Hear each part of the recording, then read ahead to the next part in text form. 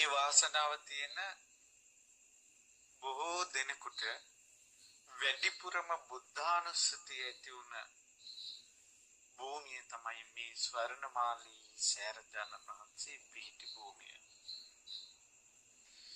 මහාවිහාරයේ හිටපු භික්ෂු සංඝයාගෙන් 90000ක් සංඝයා මහාවිහාරයේ හිටපු 90000ක් සංඝයා ස්වර්ණමාලී සෑරජානන් වහන්සේ දෙස බලමින් බුද්ධානුස්සතිය මුල් කරගෙන නිකලෙස්ව අරහත්වයට පත් වී තිබෙනවා.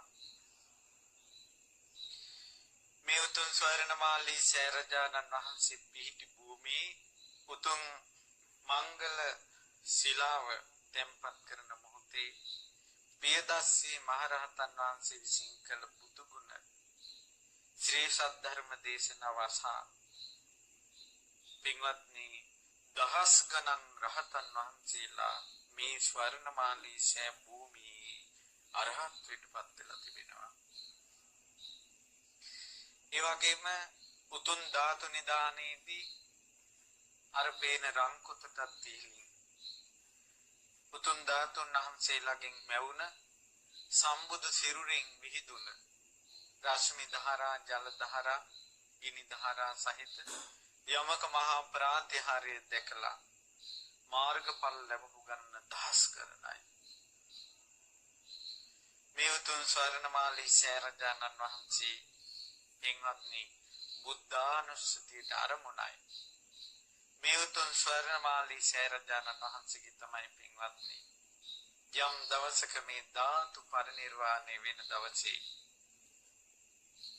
මේ ලංකාවේ තිබෙන ධාතු ගර්භවලින් සතුරෙකුට අත තියන්න බැරි මහා ධාතු ගර්භය තිබෙන්නේ ස්වර්ණමාලී සෑරජානන් වහන්සේ තුල.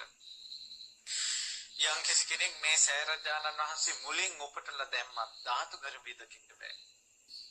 මක්නිසාද කෝටි ගණන් රහතන් වහන්සේලා අරහත් දිරිදීන් අධිෂ්ඨාන කළා කිසිම පසමිතුරෙකුට මේ උතුම් ධාතු ගර්භයවත් දකින්න නොලැබේවා කියලා.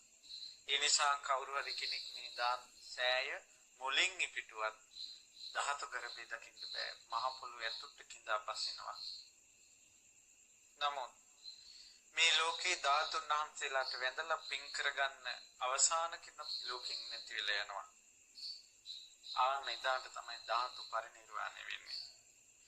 ලංකාව